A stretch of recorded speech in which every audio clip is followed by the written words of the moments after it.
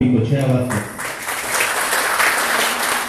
El licenciado Rodolfo Añorbe Pérez, representante de la licenciada Vicenta Molina, consejera electoral del Instituto Electoral de Participación Ciudadana.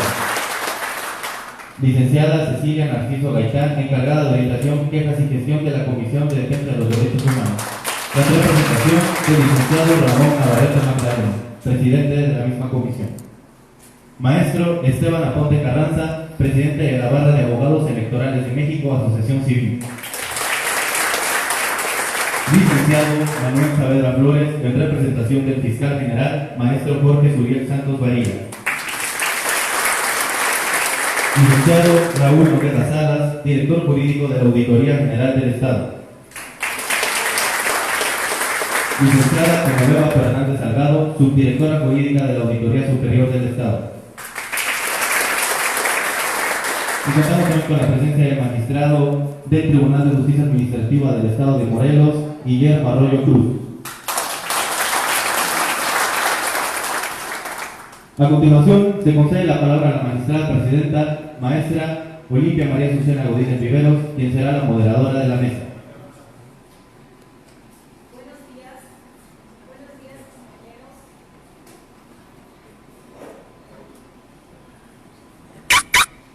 Buenos días, distinguido auditorio. Muchas gracias a todos por su presencia.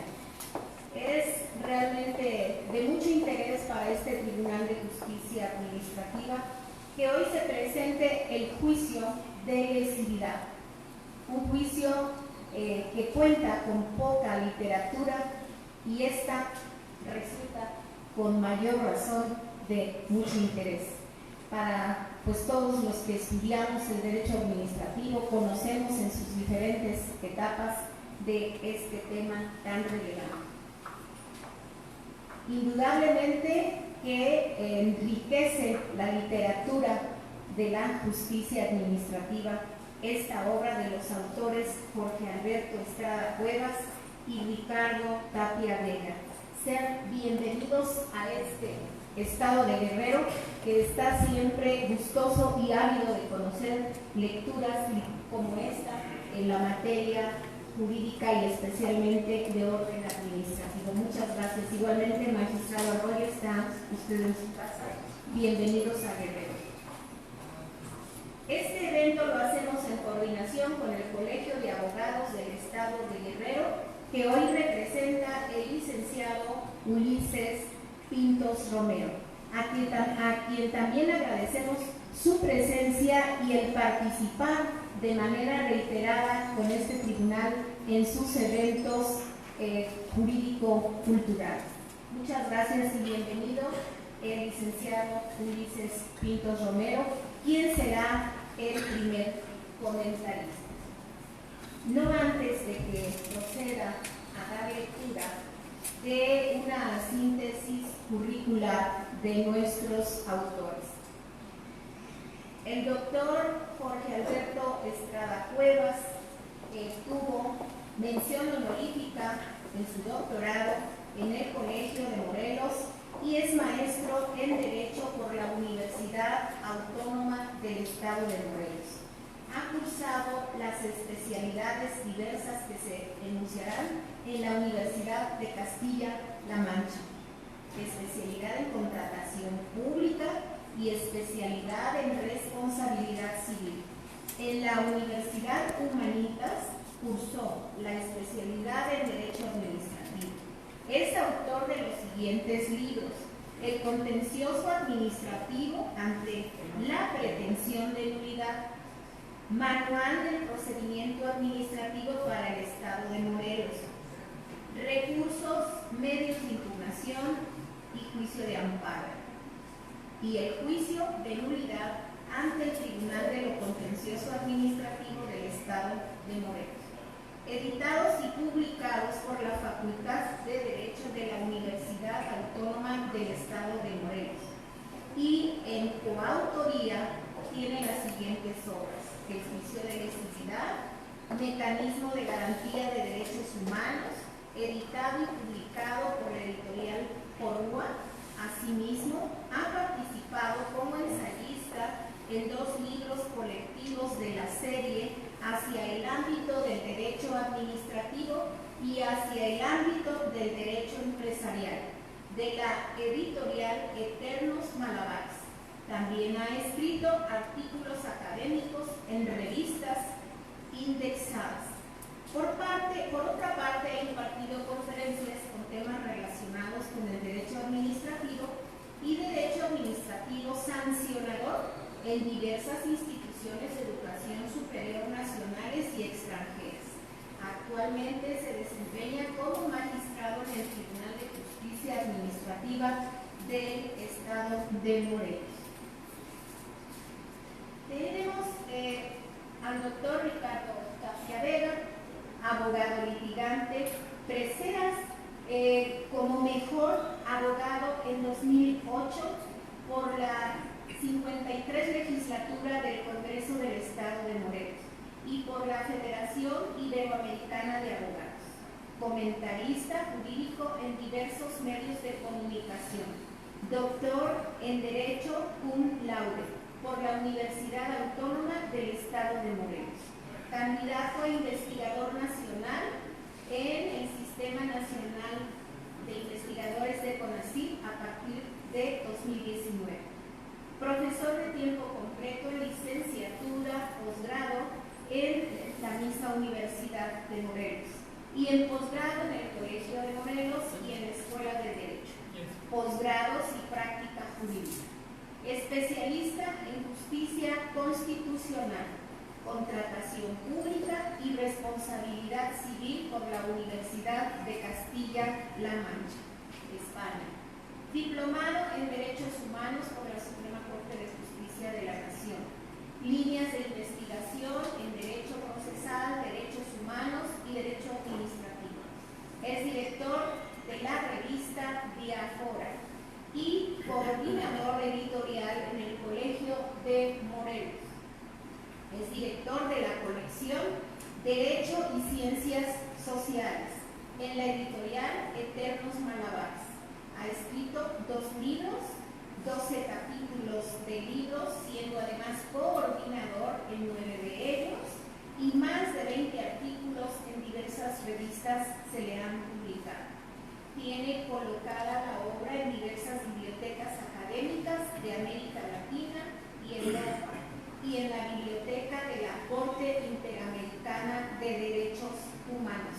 Él es también coautor de esta obra y nos establece en internet, tiene su link con todas las obras que tiene, que podemos todos consultar y que pues invito a que así lo hagamos. Escucharemos primero, como señalé, los comentarios de nuestro amigo presidente del Colegio de Abogados, licenciado Ulises Pintos Romero.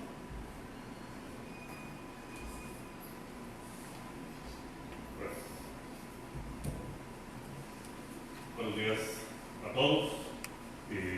Primeramente quiero agradecer a la magistrada Olimpia Azucena Godínez Riveros la invitación que ha hecho a nuestro colegio para participar en esta presentación.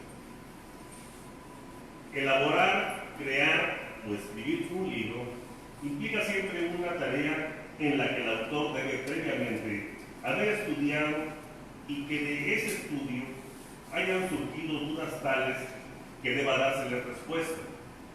Es evidente, pues, que el que escribe un libro ha obtenido de alguna manera un conocimiento el cual considera incompleto y al que, de acuerdo a su intelecto, también considera debe perfeccionarse.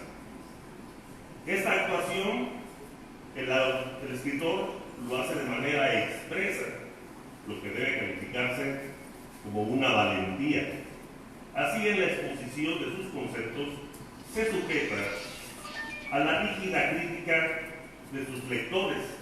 En el caso, el libro que hoy nos presentan los doctores en Derecho, por Alberto Estrada Cuevas y Ricardo Tapia Vega, denominado El Juicio de Lesividad, Mecanismo de Garantía de Derechos Humanos, el cual después de haber tenido oportunidad de leer, les puedo comentar que es un documento de fácil comprensión en el que se explican de forma clara y precisa cada uno de los conceptos que son motivos de análisis la separación y comparación de estos, así como la forma en que se encuentran esos conceptos plasmados en las diversas leyes, en su literalidad, así como en la doctrina y lo que ha determinado de ellas la Suprema Corte de Justicia de la Nación. Así tenemos la identificación y la definición del acto administrativo como la consecuencia más clara y perfecta de la sumisión de toda función pública administrativa a un régimen de derecho. La manera en que éste se ejerce y cómo a su vez es contenido en sus efectos por los juzgados y tribunales del orden contencioso administrativo a fin de evaluar la legalidad del acto y resolver sobre su validez o nulidad. El acto administrativo en algunos casos puede ser emitido en beneficio de un particular y dicho beneficio origina perjuicios al interés público. Para salvaguardar el interés de la colectividad, algunas leyes han establecido en favor de la administración pública la oportunidad para acudir en la vía contencioso administrativo y reclamar la nulidad del acto administrativo, que solo beneficia al particular en detrimento de la colectividad. Esta oportunidad es el juicio lesivo al que se refieren en esta obra los aquí exponentes. No me corresponde a mí la explicación de la manera en que funciona el juicio, y eso lo vamos a dejar a los autores. Sin embargo, y como le exponen, el juicio de lesividad es un mecanismo de control de los derechos humanos. En lo particular, estoy de acuerdo en todo aquello que limite la voracidad de nuestros gobernantes. El iniciar el juicio de lesividad, hasta donde creo entender, y eso pues lo aclararán aquí los exponentes, es un acto potestativo de la autoridad que en su caso debiera ser la accionante. El concepto potestad es la disyuntiva en la toma de decisiones para realizar o no la dicha acción, esto es, que el ejercicio queda exclusivamente en manos de la propia autoridad que en inicio emitió el acto administrativo que pudiera ser motivo de reclamo. Al principio les hablé de la valentía para expresarse en un libro y que los hace sujetos de la crítica. Hoy, en forma sana, les preciso a los expositores que me hubiera gustado si hubieran manifestado en ese sentido. Ahora, mi crítica pues queda en sus manos y sujeta a su vez a la de ustedes.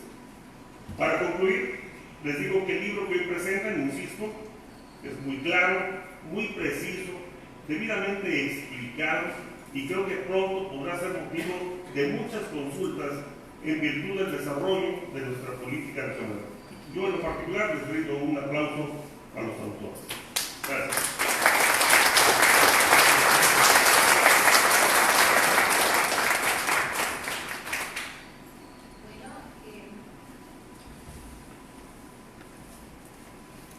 Continuando con este desarrollo, corresponde a la magistrada Virginia López Valencia hacer los comentarios correspondientes.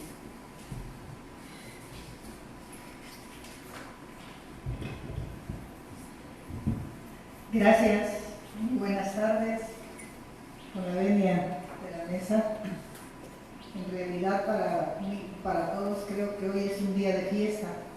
Siempre que sale a la luz pública una obra que surge, como dijo bien el maestro Ulises, del esfuerzo, de la dedicación y del desarrollo que hace un estudioso, pues es motivo de fiesta. Y hoy realmente creo yo que la presentación de esta obra, El juicio de lesividad, yo quiero en lo personal agradecer al magistrado Jorge Roberto Estrada el que me haya dedicado este libro, esta obra, y sobre todo a los dos coautores, al doctor Ricardo Tapia también, por habernos obsequiado a la comunidad interesada y estudiosa de los temas jurídicos esta monografía que viene a ampliar el análisis, desarrollo de un tema poco explorado, pero que está en nuestra legislación, que ha estado por muchos años, y sin embargo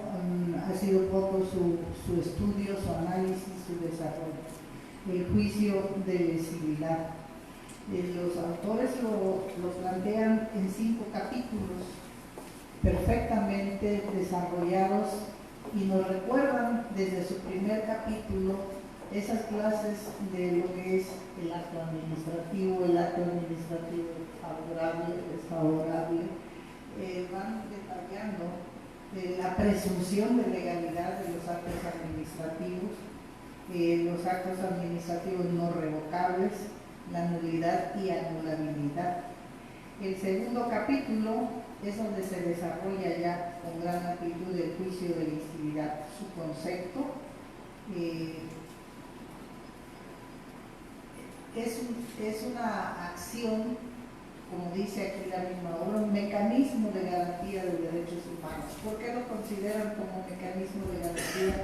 Porque si bien este acto administrativo que beneficia o amplía esferas de derechos a un particular y que en ocasiones surge de manera fraudulenta o por negligencia o torpeza de la gente que lo crea, una vez que sale a la vida jurídica y que beneficia al particular, no puede revocarse o anularse por la propia autoridad.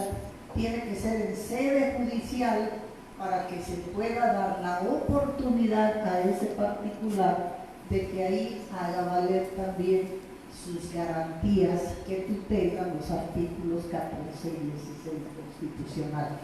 Todo este desarrollo viene perfectamente planteado en esta obra en su segundo capítulo, pero también nos maneja el estudio comparativo en el concierto internacional, cómo esta figura también es tratada en el derecho español, en el derecho constitucional colombiano, que son figuras similares a este juicio que trata nuestro derecho nacional.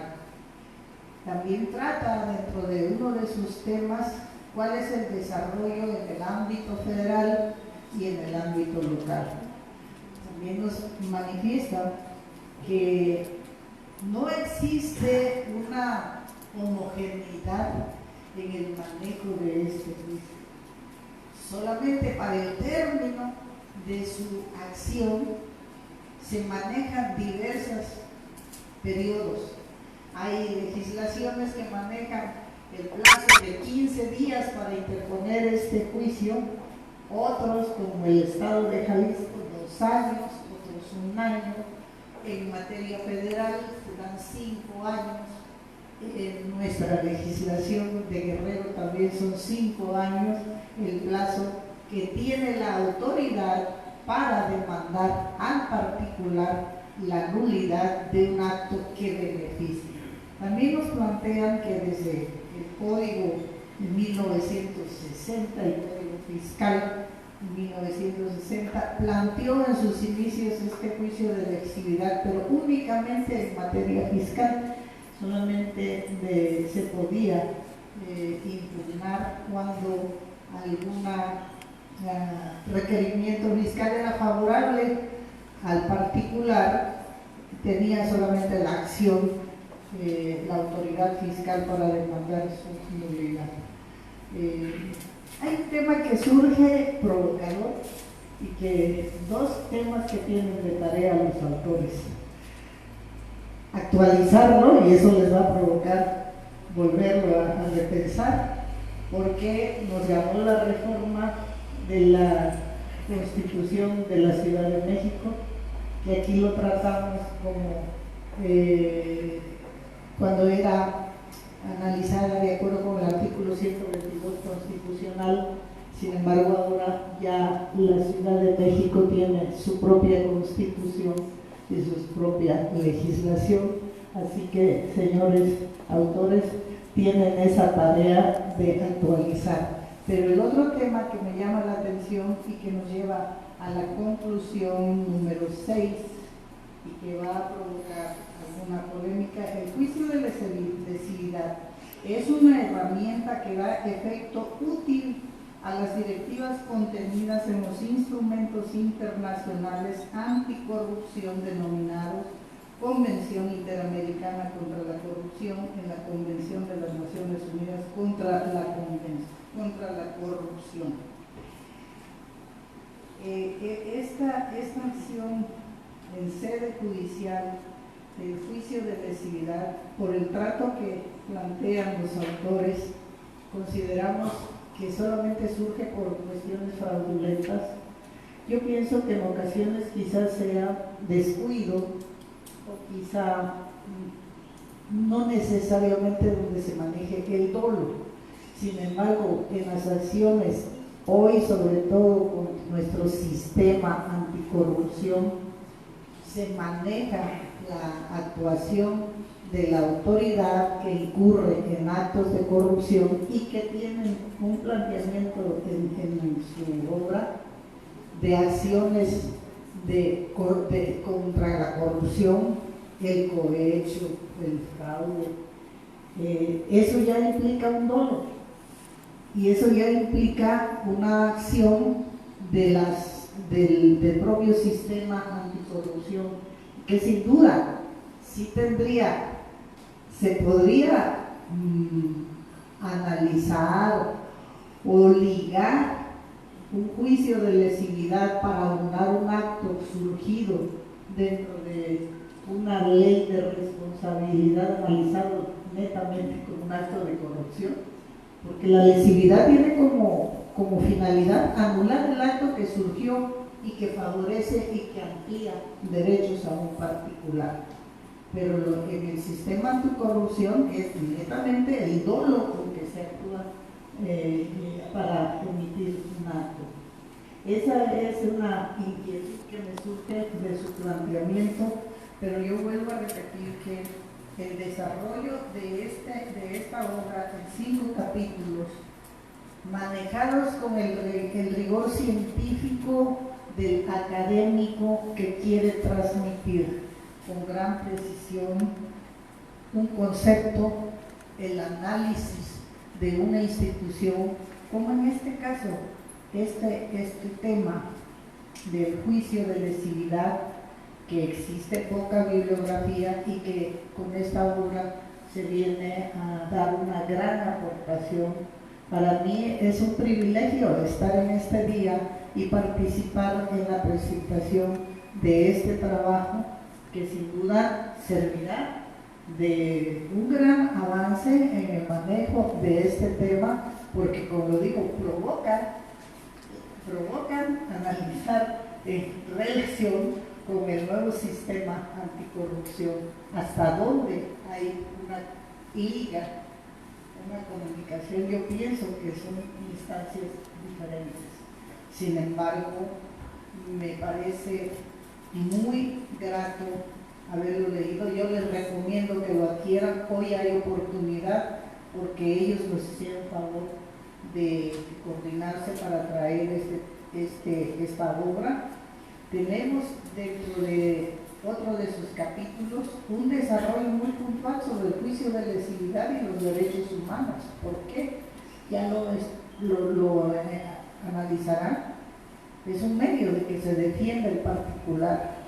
El juicio de lesividad en el sistema jurídico mexicano y el juicio de lesividad en el contexto del derecho internacional y el derecho comparado. Como ven, cubrieron todos los temas para hacer de esta monografía un gran desarrollo de interés para el estudioso. Yo los felicito y les agradezco que hayan aceptado venir aquí a Guerrero, aquí al Tribunal de Justicia Administrativa, a participarnos de este gran trabajo. Felicidades y muchas gracias por estar aquí.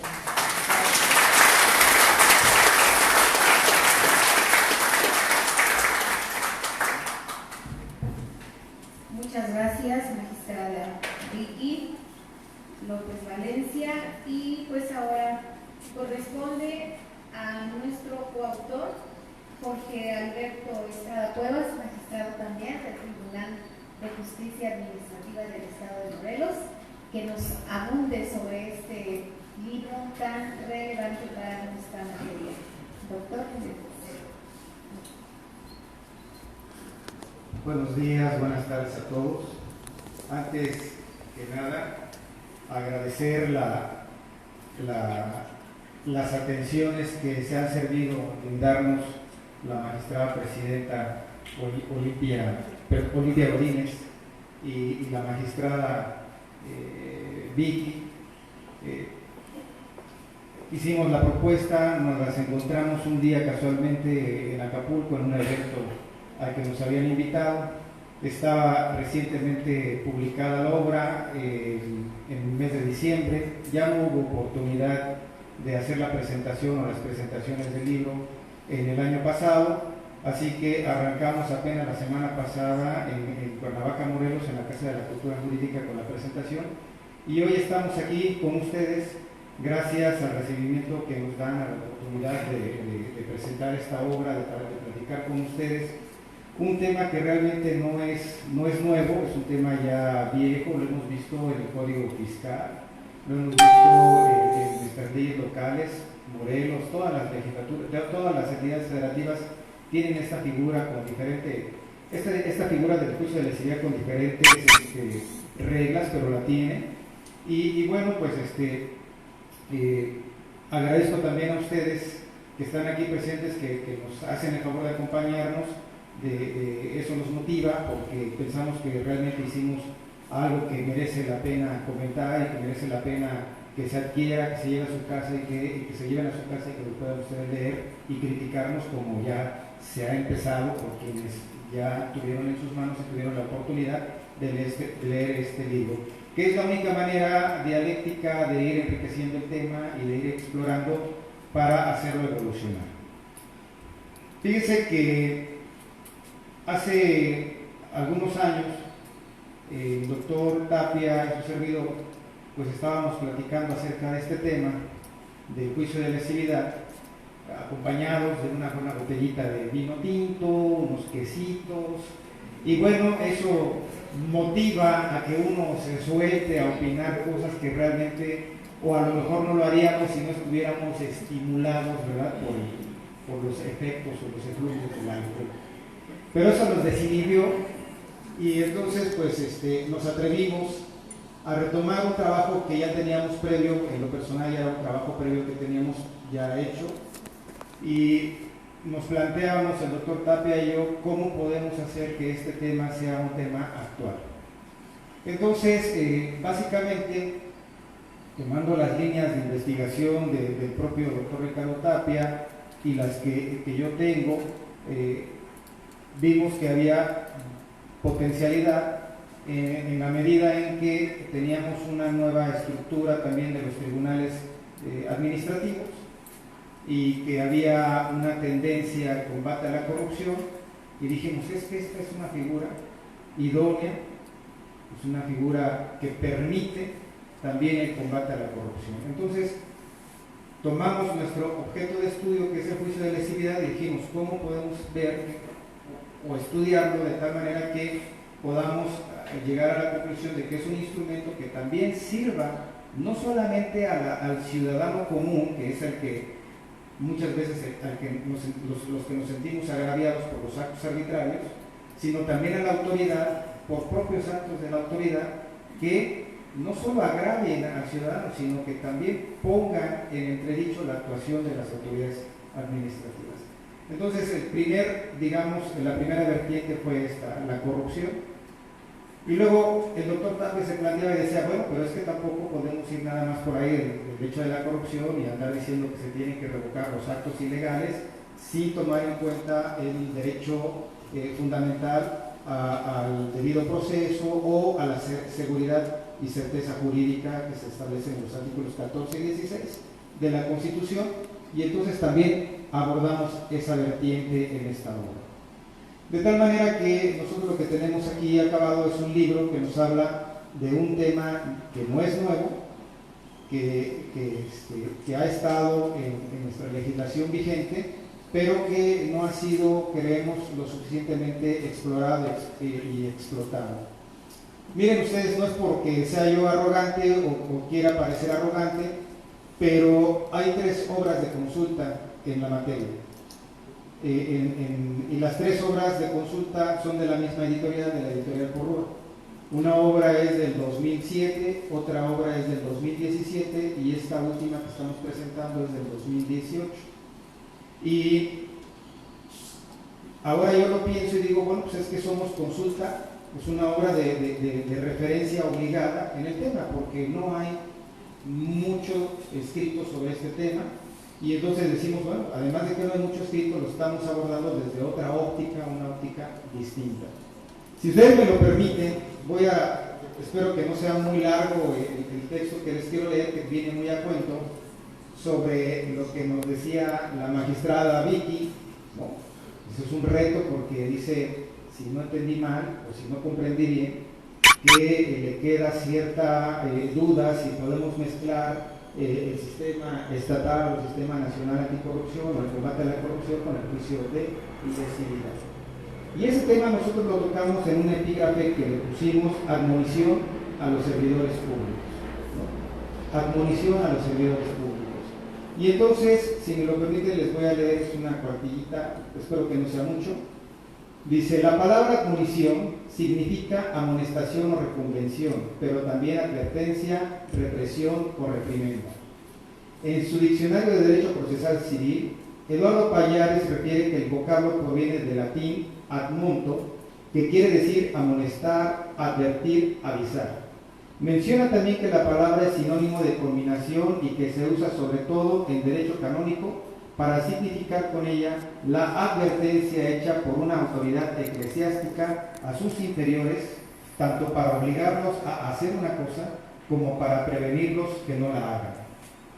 En este contexto, la expresión admonición a los servidores públicos queremos significar la advertencia que se hace al agente administrativo para que actúe conforme a los dictados de la ley, previniéndole de las consecuencias de no hacerlo. La fracción 3 del artículo 109 de la Constitución Federal menciona que se aplicarán sanciones administrativas a los servidores públicos por los actos o omisiones que afecten la legalidad, la honradez, lealtad, imparcialidad, eficiencia que deban observar en el desempeño de sus empleos, cargos o comisiones. Y que dichas sanciones consistirán en amonestación, suspensión, destitución e inhabilitación, así como en sanciones económicas, y deberán establecerse de acuerdo con los beneficios económicos que, en su caso, haya obtenido el responsable con los daños y perjuicios patrimoniales causados por los actos u omisiones. De este precepto constitucional se desprenden los principios que rigen el servicio público regulados en la Ley General de Responsabilidades Administrativas, cuyo contenido obviamos. Ahora bien, si partimos de la idea de que la facultad de incoar el juicio de lesividad es una potestad de la administración pública para lograr la nulidad de un acto propio favorable a un particular y que ese acto propio es venido al mundo por medios ilegales, fraudulentos o de corrupción y no reúne los requisitos exigidos por la ley para su formación, es indiscutible que el servidor público, obrando contra los principios de legalidad, honradez, lealtad, imparcialidad y eficiencia en el desempeño de sus funciones, es merecedor de la sanción administrativa disciplinaria que corresponda. El acto administrativo favorable pero irregular, que implica contubernio entre el agente administrativo y el particular para beneficiarse mutuamente, uno, porque incorpora ilegalmente un derecho subjetivo en su esfera jurídica, y otro, porque recibe un beneficio económico, un privilegio o incluso aprobación política, deben anularse y castigarse. Así decimos que hay admonición para el servidor público en el sentido de que siempre podrán enjuiciarse actos ilegales, fraudulentos o de corrupción que generan derechos patrimoniales a favor de un particular, pues con el juicio de lesividad no estarían exentos de impunidad. Hay admonición al servidor público para que se abstenga de actos indebidos, so pena de sanción disciplinaria, según sea el caso. Hay admonición indirecta al particular cohechor para que se abstenga de proponer la realización de actos indebidos con el propósito de incorporar ilegítimamente un derecho subjetivo a su patrimonio y obtener tutela jurídica sobre la base de la presunción legal de los actos administrativos. Hay admonición indirecta porque mediante el juicio de lesividad se puede destruir el acto administrativo ilegal por medio de resolución jurisdiccional sin esperar resarcimiento por parte de la administración pública. Resarcimiento o indemnización porque la administración pública no está obligada a soportar el daño patrimonial. El particular se ubica en lo que en materia de responsabilidad civil podríamos decir culpa inexcusable de la víctima. Al colocarse voluntariamente en el estado de ilegalidad, debe sufrir las consecuencias sin derecho a indemnización. ¿Qué queremos decir con esto? Bueno, que sí tenemos muchos actos, que son actos ya muy simulados por parte de las autoridades. Se hablaba de responsabilidades públicas y se establecía o se decía todavía en el siglo pasado que se partía de la premisa de que el servidor público era honesto, ¿no? Y que quien acudía a cohechar o a corromperlo era el particular. Esa era, digamos, la dinámica en la doctrina, así se establecía. El servidor público se parte de la premisa de que es una persona honorable, honesta, responsable, leal en el desempeño de su trabajo. Y que el agente corrupto pues siempre era un particular. Hoy en día ya no sucede así, el fenómeno es distinto. Hoy en día es la propia autoridad la que llama al particular, la que compele al particular a que le entre, a que si no te pones amarillo, la del Puebla, o no sé cómo se diga aquí en Guerrero, no va a pasar. No, aquí no hay eso, bueno, pero déjenme decirles, lamentablemente en Morelos se hicieron. Pero ya no es propiamente el particular, sino que también el servidor público el que está proponiendo. ¿Qué sucede, por ejemplo, al finalizar los trienios de los presidentes municipales o al finalizar el sexenio en los gobiernos estatales? ¿Qué es lo que sucede? Pues que ya se van y al momento de irse, pues expiden licencias de construcción, de giros rojos, de giros negros, autorizaciones, no sé, infinidad de cosas, aprovechando la oportunidad de que ya se van del cargo, ¿no? Se llevan su compensación, ¿no? Que se da a sí mismos, y dejan no solo a la autoridad anterior, sino a la ciudadanía padeciendo de un acto de corrupción. Sería una admonición, o sea, una advertencia, porque va a llegar otro ayuntamiento, van a llegar otras autoridades que eventualmente, haciendo uso del juicio de lesividad, pueden destruir esos actos ilegales. Claro, no de forma arbitraria, no de forma caprichosa, sino a través de los juicios que al efecto se establezcan ante un tribunal ad hoc, como son los tribunales de justicia administrativa.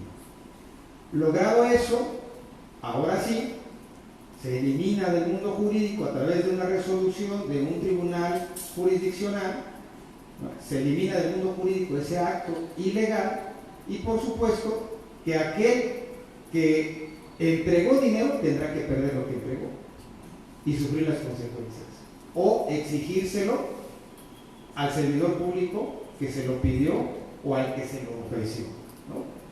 Que se arreglen entre ellos, ¿sí? Que se arreglen entre ellos. Pero por lo pronto el acto administrativo ha sido eliminado del mundo jurídico. ¿Qué pasa? Tenemos actos que evidentemente sí son actos administrativos que sí son surgidos directamente del contubernio o de un hecho de corrupción. Pero tenemos otros que son sujetos de la negligencia, del descuido, de la incapacidad. que no se tenía realmente la intención de obtener un lucro o de favorecer a alguien o de complacer o ganar la aprobación de su superior jerárquico, y que bueno, pues surgió el acto administrativo. Bueno, en estos casos, pues como apuntaba la magistrada Vicky, pues no hay dolo, y probablemente no sea sujeto en esos términos en un procedimiento que ya no será ahí mismo en el de lesividad, sino será en los órganos internos de control, ¿no? Ya probablemente no tenga la responsabilidad administrativa por el incumplimiento o por una falta administrativa que se le impute. Probablemente no la haya, y si la hay, bueno, pues también tendrá la oportunidad de defenderse en ese procedimiento aparte, ¿no? Pero esa es la idea, o sea, advertir, dejar dicho que si cometes un acto arbitrario, caprichoso, aprovechándote de la oportunidad política únicamente para el beneficio particular y en perjuicio del interés general, pues existe esta figura del juicio de lesividad. No tenemos, como sucede en otros países, ustedes lo podrán constatar ahora que adquieren el libro, se lo lleven a su casa y este fin de semana lo lean, ¿no? Después de que se los dediquemos, claro, lo podrán constatar que no existe, como en otros países, la posibilidad de que sea el particular el que le exija a la autoridad que promueva el juicio de lesividad. Que yo, al caso, digo, pues no importa que no exista, posiblemente de todos modos yo voy y le digo a la autoridad, pues promueve el juicio de lesividad. Y veríamos a ver qué sucede, ¿no?, en los tribunales una vez que se nos plantee el hecho de que nos digan, no, se lo planteo, no lo voy a promover, ¿no?, o una negativa ficta, no sé qué pueda suceder, una negativa expresa o una negativa ficta, y si pues lo plantea, pues fin del problema, ¿no? O sea, se acabó la discusión ahí, pero si no lo hace, habría que ver. O sea, son cosas que no tenemos en la práctica, que no hemos visto. Quiero decirles que esta es la parte que nosotros vemos, es provocar, ¿sí? Es la parte que nosotros vemos que creemos que puede ser una herramienta útil para inhibir actos o hechos de corrupción. Todas las mañanas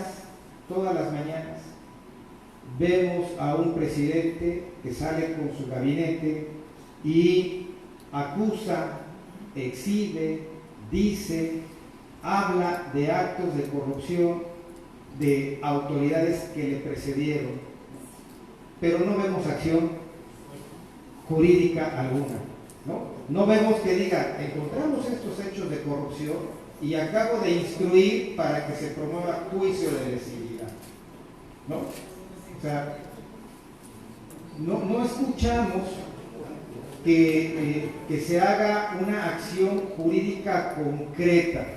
Lo que escuchamos es que, bueno, vamos a someter a consulta, a ver si enjuiciamos o no enjuiciamos a ciertos servidores públicos. Escuchamos, bueno, pues sí, reclamos que probablemente nos parezcan legítimos a todos, ¿no? A mí me parece que sí lo son, pues, en cuanto hay mucho dispendio, ¿no?, lo que se ve en el manejo de los recursos, pero no la acción jurídica. Y yo digo, aquí está el juicio de lesividad, oiga, señor presidente, instruya al servidor público para que ahí donde encuentra un acto administrativo lesivo a los intereses generales, se presente la demanda correspondiente, ¿no? Y se deje de estar hablando, y que sea un tribunal autónomo, como puede ser el Tribunal Federal de Justicia Administrativa, el que resuelva sobre estos temas. Y ya, o sea, pues está bien que el presidente y su gabinete lo denuncien, pero que sea un organismo ad hoc, jurisdiccional ad hoc, el que al final se pronuncie sobre esos temas, destruyendo, eliminando, nulificando esos actos que siento sí lastiman mucho a los mexicanos. Entonces, ahí tenemos esa parte de la admonición a los servidores públicos. Nos corresponde a nosotros, como operadores del sistema, por lo menos del sistema nacional y el sistema estatal anticorrupción, nos corresponde a nosotros como abogados litigantes, como defensores de causas de ciertos sectores vulnerables, ejercer estas acciones de pedir que se ejerzan estas acciones en contra de actos surgidos o nacidos al mundo jurídico de manera irregular, de manera fraudulenta o con motivos de oportunidad política, que son a los que nos referimos, ¿no? Entonces yo les invito a que adquieran una de estas obras y que no solamente la adquieran, sino que la leamos y que despertemos en ustedes el interés para que eventualmente podamos decir, bueno, aquí, si soy servidor público, si me desempeño en la administración pública estatal o municipal, podemos hacer uso del juicio de lesividad para eliminar del mundo jurídico un acto grosero, ¿no? Porque es contrario a las normas jurídicas. Entonces tenemos esta parte. Y bueno, pues les invito a que lo adquieran, que nos hagan las críticas que para nosotros son muy importantes. Entendemos que no es un tema que está agotado y que sí puede tener la posibilidad de que sea un instrumento exponencial para ir acabando con los actos de corrupción. Yo agradezco mucho nuevamente la presencia de todos ustedes, agradezco más que me traigan un libro aquí para que se los autografíe, es decir, que adquieran un libro y que nos ayuden a difundir lo que hemos escrito en esta obra. Muchísimas gracias.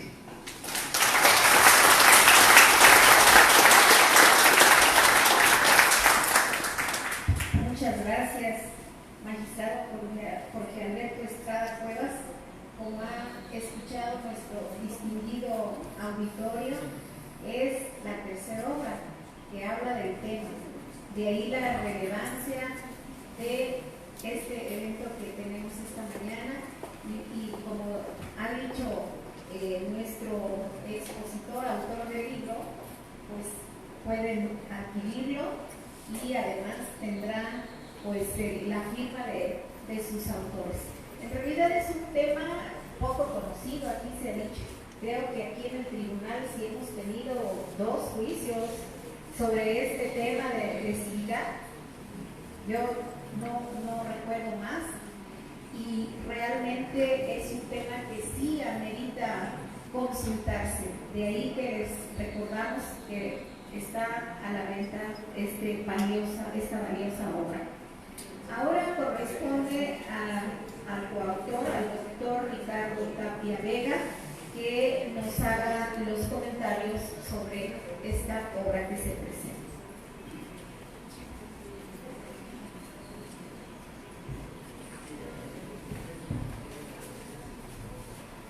Muy buenas tardes a todas y a todos. Agradezco la invitación, especialmente a la magistrada presidenta del Tribunal de Justicia Administrativa, la magistrada Olimpia Godínez. Muchas gracias, magistrada Virginia López.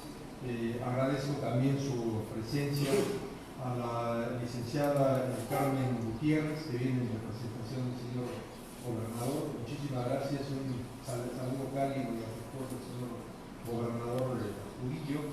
Muchas gracias al licenciado Ulises Pintos, presidente interino del Colegio de Abogados del Estado de Guerrero. Muchas gracias a nuestros amigos del Colegio de Abogados Electorales, funcionarios que nos acompañan el día de hoy, juristas. Muchas gracias a nuestro amigo Guillermo Arroyo, magistrado, y que siempre los viajes los hace mucho más cálidos porque venimos echando relajo y cotorreo ahí de Cuernavaca hacia acá. Y pues bueno, mi querido Jorge siempre me la aplica porque siempre me deja al último ya que hablar un poco de mí. Yo de qué voy a hablar, ¿verdad? Pero pues bueno, intentaré hacer alguna mención. Él es bueno para las ventas. Yo creo que cuando se jubile de magistrado, que ya le falta cada vez menos tiempo, ¿verdad? Lo podemos utilizar como agente de ventas, porque digo como 3 o 4 o 5 veces compren el libro. Yo creo que es una buena obra, mencionaba Jorge hace un instante. En efecto, solamente hay 3 obras en el siglo XXI sobre este tema. La más o menos actual, al paralelo de esta, es una obra que es muy monográfica, habla acerca del juicio de lesividad en relación al principio de igualdad de armas, a eso se enfoca. Y esta es una obra genérica que nos describe desde el acto administrativo, la nulidad vía juicio de lesividad de esos actos administrativos irregulares, y con una visión genérica de la jurisprudencia del orden federal mexicano en esta figura, pero además con una pequeña visión de derecho internacional, derecho comparado, en una perspectiva de derechos humanos. Es una obra pensada más bien de forma didáctica, para que no se quede en una obra únicamente en el plano de lo teorético, sino que pueda tener aterrizaje práctico, puede ser una obra de consulta realmente para quien pretenda incoar algún juicio de lesividad, o para quien pretenda en sede jurisdiccional pues resolver lo que en derecho corresponde. En lo que tiene que ver con el derecho comparado, creo que es importante tomar en consideración que el día de hoy se vive en un mundo globalizado, en un mundo en el cual por precisamente la acción de la globalización, o por el efecto de la globalización, de alguna manera varias categorías de la cultura, y el derecho no es ajeno a estas categorías, vamos encontrando zonas de uniformidad o de homologación. Así como el día de hoy, por ejemplo, en Occidente, las comidas cada vez se parecen más, las formas de hablar, los artistas, la ropa que se viste, etcétera. También las normas jurídicas cada vez se parecen más, porque tenemos recíprocos influjos, precisamente por la globalización y por el desarrollo tan avanzado de las tecnologías de la información y de la comunicación. Cada vez las zonas jurídicas son más uniformes, de modo que cuando nosotros observamos cómo son las cosas, por ejemplo, lo que dice el libro del sistema jurídico español, y si nosotros vemos que en esencia lo más esencial del sistema jurídico español, en lo que tiene que ver al sistema administrativo y a lo que tiene que ver con el juicio de lesividad, pues es esencialmente, pudiéramos decir, igual. Lo mismo que ocurre en Colombia, a lo mejor, como mencionaba hace un instante la magistrada López, se echa la mente a volar y se piensa en ideas provocadoras. Por ejemplo, en España es muy común incoar el juicio de lesividad en contra de contratos administrativos. Nosotros, para la contratación administrativa, tradicionalmente estamos acostumbrados a pensar que si esa zona del contrato administrativo de alguna manera ya no es conveniente para la administración pública, pues esta sin responsabilidad pudiera tener la factibilidad pues, de materializar una terminación anticipada del contrato. Si el contratista no cumple, pues bueno, es de explorado derecho conocido que se puede hacer una rescisión administrativa unilateral del contrato. Pero ¿qué pasa si más bien en su origen el propio contrato ha sido otorgado de una forma irregular? Por ejemplo, en el sistema jurídico español es muy socorrido que se acude a la vía del juicio de lesividad. Yo, desde mi particular punto de vista, aunque esto sea poco acostumbrado o quizá nunca visto en México, no veo por qué razón no se pudiera incoar un juicio de lesividad en ese sentido, en sede nacional. En Colombia, por ejemplo, algunas partes de la concesión de pensiones jubilatorias a los burócratas, bueno, se tiene contemplado que esto pues, es de alguna manera también un acto administrativo y que pudiera ser contingentemente sujeto a juicio de lesividad. yo provocadoramente, si eso ocurre ya en el sistema colombiano y tiene líneas muy similares en lo esencial, tampoco vería de entrada por qué razones no se podría hacer en México. Desde luego que cada caso es un traje a la medida y hay que ver las particularidades y las especificidades del caso, pero la intención de mostrar, de esbozar o de trazar estas cuestiones es pues dar algunas ideas de lo que ocurre en algunas otras partes del mundo que tienen que ver con esta figura. En el derecho comparado, por ejemplo, hemos observado que cada vez más en sus resoluciones la Suprema Corte de Justicia de la Nación invoca algunos temas que se han resuelto en otros países y que, vuelvo a reiterar, no chocan esencialmente con el sistema jurídico mexicano. Y si hay cosas que ya han mostrado que solucionan problemas en sistemas jurídicos análogos, podemos utilizar muy bien esas figuras. Lo que tiene que ver con la parte de los derechos humanos, es una parte donde básicamente, pues ya con mucha claridad, en México, a partir de la reforma constitucional de verano de 2011, hemos entrado a un cambio de un paradigma en el cual estamos en un sistema de alta tuición de los derechos humanos. Consideramos que el juicio de lesividad se presenta de alguna manera como un mecanismo de tuición o un mecanismo de garantía de estos derechos humanos. Se mencionaba en intervenciones anteriores que pues una vez que hay un particular derechoso de ese acto irregular, sujeto o candidato a la notificación vía juicio de lesividad, para que no sea esa revocación de manera unilateral sin que se dé para ser muy técnico diría yo, la subgarantía de audiencia al particular, intuición de la garantía del debido proceso y intuición del derecho fundamental a la seguridad jurídica. Por esa razón se crea justamente el juicio de lesividad. Pero abriendo un poco más la lente en lo que tiene que ver en materia de derechos humanos, ya lo comentaba Jorge también hace un instante, ¿qué pasa, por ejemplo, si nosotros estamos de acuerdo que la sociedad, el pueblo en general, tiene derecho a tener un buen gobierno? ¿Para qué cuestión se crea el gobierno? Desde las ópticas de la sociología, la ciencia política, incluso el derecho, ¿para qué se necesita el gobierno? ¿O para qué se crea el gobierno? Para tener un bienestar social, para tener bienestar dentro de la sociedad, bien común. Si estamos de acuerdo en eso, entonces el pueblo tiene derecho a un buen gobierno. Y desde este punto de vista también el pueblo tiene derecho a que si hay zonas de actividad administrativa irregular que estén afectando precisamente ese derecho al buen gobierno, pues entonces se tengan mecanismos para poder tener medidas remediales o para reparar ese trastocar del buen gobierno, y consideramos que esta es una de las visiones que no se habían tocado anteriores a esta obra en relación a lo que puede ser precisamente el juicio de lesividad.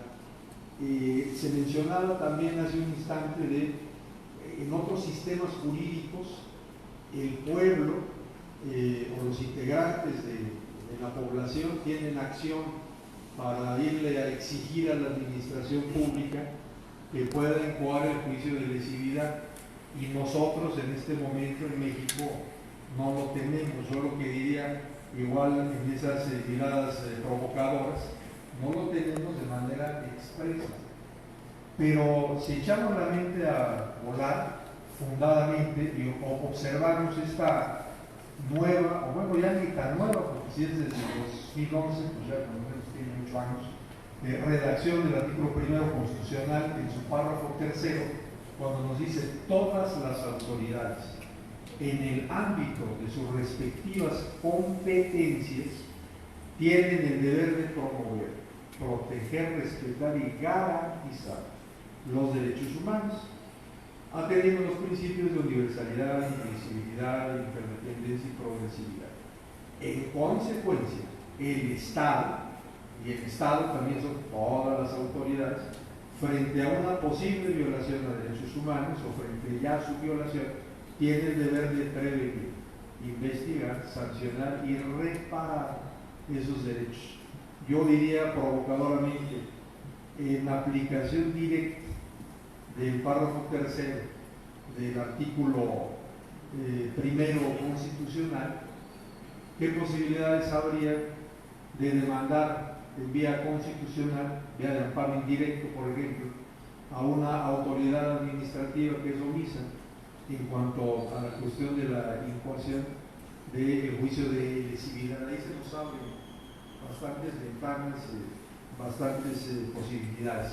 Y reitero, el párrafo inicia diciendo todas las autoridades, y todas son todas.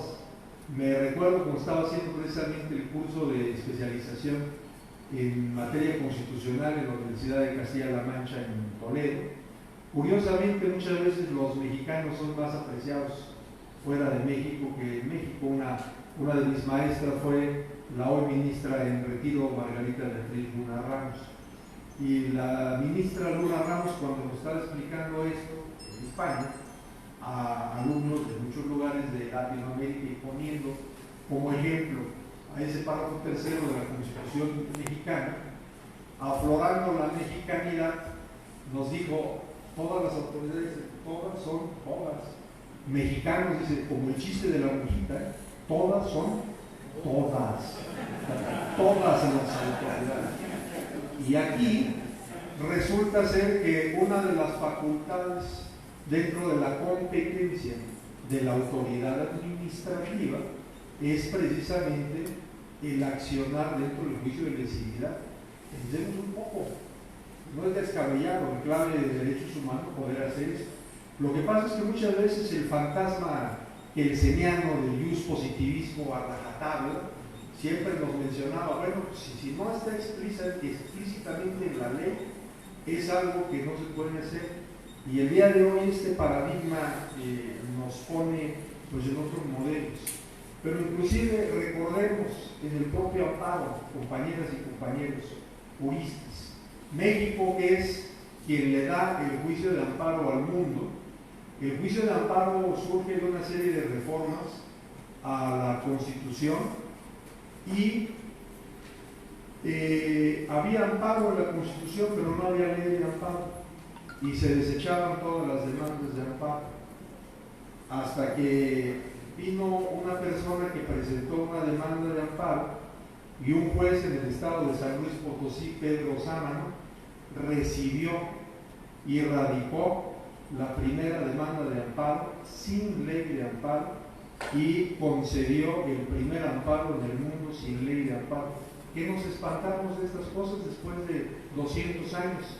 El razonamiento del licenciado Pedro Sámano es que si este es un instrumento de protección en ese momento de garantías individuales, la falta de ley no puede ser pretexto para poder tutelar los derechos de las personas ni de cumplir un precepto constitucional. Tengamos memoria, estudiemos historia.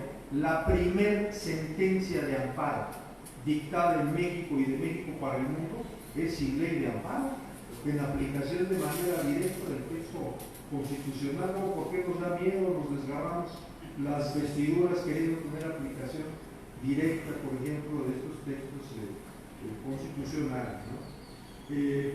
Para ir cerrando un poco, mencionábamos en el libro que el juicio de lesividad da de alguna manera un efecto útil a la Convención Americana contra la Corrupción y a la Convención de las Naciones Unidas contra la Corrupción. Cuando un Estado firma un compromiso internacional, pues lo firma a nombre de todo el Estado, o sea, todo el Estado nacional. Y la obligación, de acuerdo a la Convención de Viena sobre el derecho de los tratados, es que el Estado debe adecuar su normativa interna a las directivas o los principios del tratado. Nosotros no aseveramos ahí que el juicio de lesividad sea una emanación directa para dar efecto útil a los tratados, pero sí es un mecanismo que empalma muy bien o que da una herramienta que es útil en relación a la corrupción. Si bien es cierto, no es específicamente para actos de corrupción, puede haber actos simplemente ilegales o irregulares o por ignorancia, que también habría que ver si esa ignorancia no es, como decimos en el derecho, ignorancia supina o ignorancia autoprovocada, pues, pero finalmente, pues, en los actos de corrupción necesariamente pues, siempre hay la materialización de actos legalmente irregulares. Y en esta parcela de esos actos, bueno, también el juicio de elegibilidad apoya o se constituye como un mecanismo de garantía en contra de esos actos. El modelo teórico actual que también permea en las leyes de nuestro sistema jurídico en materia de garantías es el modelo de Luigi Ferrajoli. Y Luigi Ferrajoli nos dice que hay dos clases de garantías: las garantías primarias, que simplemente son prescriptivas, no tienen dientes, dice, se constituyen en obligaciones de prestación o prohibiciones de lesión.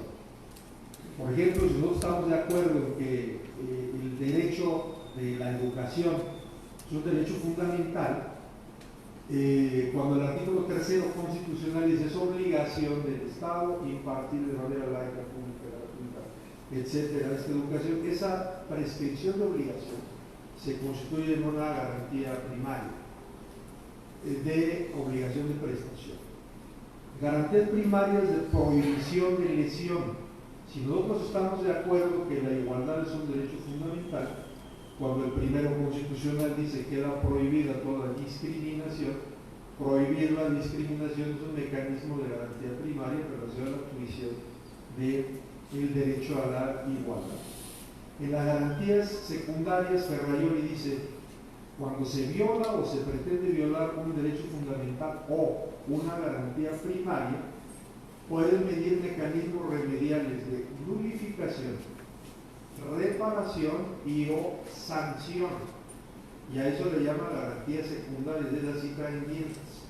Entonces, cuando nosotros vemos el juicio de lesividad como una posibilidad de nulificación de un acto irregular en clave de derechos humanos, que a mí me parece que siempre va a haber derechos humanos aquí, porque reitero, el derecho al buen gobierno es un derecho fundamental. Cuando nos da la posibilidad de que por medio del juicio de lesividad pueda ser de alguna manera nulificado ese acto y contingentemente reparado, entonces el juicio de lesividad se estaría convirtiendo o se estaría presentando más bien como un mecanismo de garantía secundaria, sin menoscabo de que al paralelo pueda haber todo un menú, todo un combo de otras posibilidades garantistas, como puede ser en el sancionatorio administrativo, si es que hay algunos actos de dolo sancionados en sede administrativa, o incluso pueda haber al paralelo y de manera independiente un sancionatorio penal. Pero eso sin menoscabo de que también se pueda nulificar el acto en la materia administrativa. En la materia administrativa, más bien, la cuestión del acto irregular, más que una dimensión subjetiva, lo que prioriza o lo que pondera o lo que pone en relevancia es precisamente la dimensión objetiva. O sea, objetivamente, materialmente, el acto es irregular, el acto lesiona, de ahí el nombre o la objetivización del juicio de lesividad a la administración pública. Entonces, por esa irregularidad surge este mecanismo de garantía para poder remediar, para poder reparar el sistema y regresarlo a la legalidad. Y pues bueno, esto, para no quedarme atrás con lo que dice el magistrado Estrada, todo esto es una maravilla que se puede adquirir por el módico precio de 130 pesos y que puede estar allá afuera a la venta de todos, porque además pues es una obra pues obligada, si no nos queremos ver presumidos, ¿no? Pero es una obra obligada porque no hay. Ahora, nosotros nos hemos puesto a la tarea de querer poder darle un refresco, una revitalización a esta figura procesal en sede administrativa que es el juicio de civilidad, que ha estado estacionada por muchos años, pero que, como se mencionaba, es realmente una década casi semi-muerta. Hay que darle oxígeno al RCP para que regrese a la vida nuevamente, y es una herramienta que puede ser muy útil. Yo he platicado con muchos amigos magistrados de muchos lugares, y en realidad es triste que a veces en toda la historia del tribunal no llegan ni a 10 juicios de civilidad. Las entidades que mayor cultura de presentación de estos juicios tienen es la Ciudad de México y el Estado de Jalisco, y sin embargo estadísticamente la acción ocupa el último lugar en cuanto a incidencia estadística.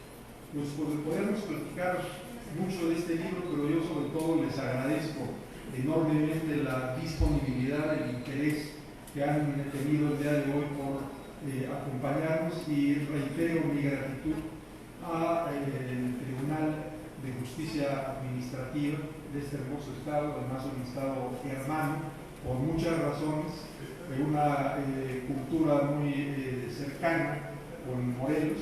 Nos sentimos realmente en casa. Muchas gracias a todos ustedes y que viva el estado de Guerrero.